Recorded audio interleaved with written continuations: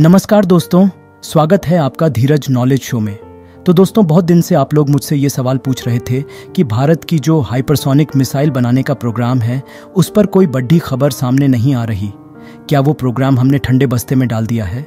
क्या उस पर कोई प्रोग्रेस नहीं हो रही है? तो देखिए, ऐसा नहीं था। दरअसल बात यह है कि जो ये हाइपरसोनिक टेक्नोलॉजी है ना, आज की तारीख में जितनी भी मिलिट्री हथियार धरती पर मौजूद हैं उनमें सबसे ज़्यादा अनमोल है।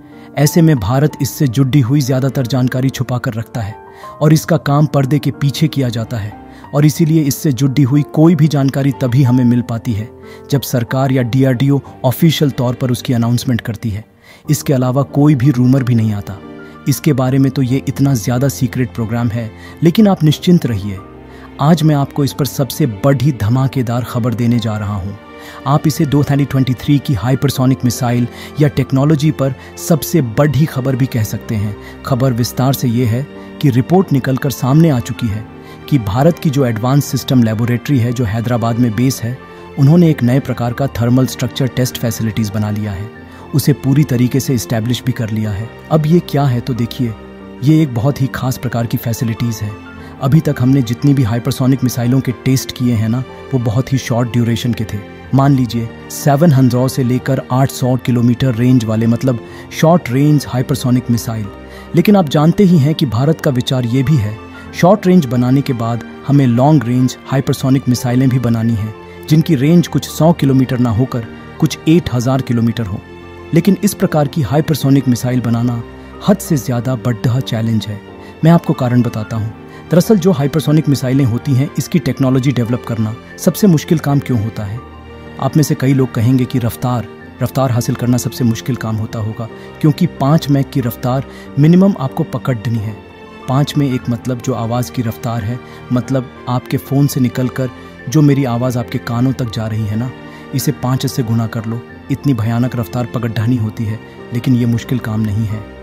इसे तो DRDO क्या, दुनिया के कई और देश आसानी से हासिल कर सकते हैं। दरअसल इस पूरे खेल में सबसे ज़्यादा मुश्किल काम है इस स्ट्रक्चरल इंटीग्रिटी, मतलब कि जब आप उस रफ्तार पर जा रहे हो तो पूरी हाइपरसोनिक मिसाइल की बॉडी इंटीग्रेट होनी चाहिए, क्योंकि उस रफ्तार पर ना अमूमन अगर आप आसमान से कुछ भी गिराओगे तो वो आसमान में ही पिघल जाएगा, क्योंकि जो हवा का रेजिस्टेंस होता है, में घर्षण होता है, उससे इतनी भयानक गर्मी पैदा होती है कि वो 2000 डिग्री सेल्सियस तक चली जाती है। अब आप खुद सोचिए कि जो हमारी खुद की बॉडी होती है उसका नॉर्मल टेम्परेचर 37 डिग्री सेल्सियस होता है।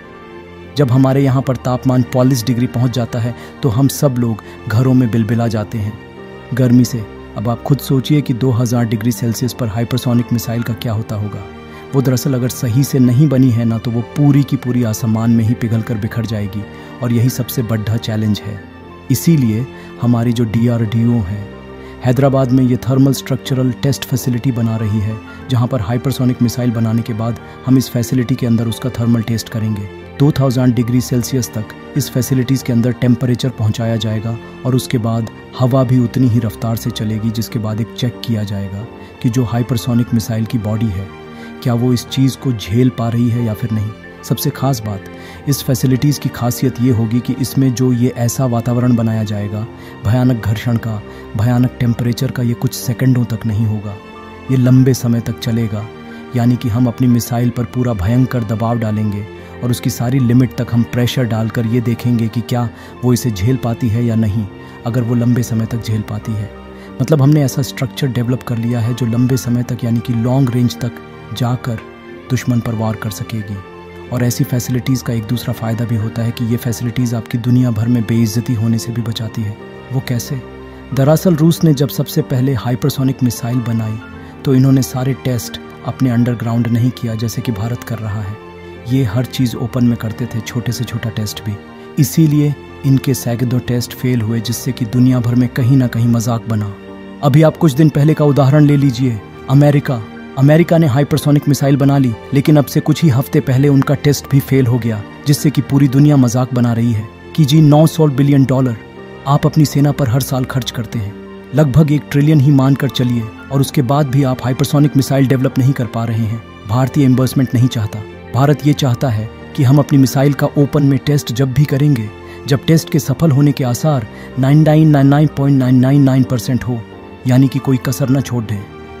इसीलिए हम अंडरग्राउंड तरीके से अपनी इन फैसिलिटीज़ के अंदर अपने ज़्यादातर टेस्ट कंप्लीट करेंगे और जब हमारी मिसाइल 100% कंप्लीट हो जाएगी उसके बाद हम पूरी दुनिया के सामने इसका टेस्ट करेंगे, क्योंकि तब इसके फेल होने के आसार लगभग ना के बराबर होंगे और पूरी दुनिया में भारत की जो जय जयकार होगी वो अलग से।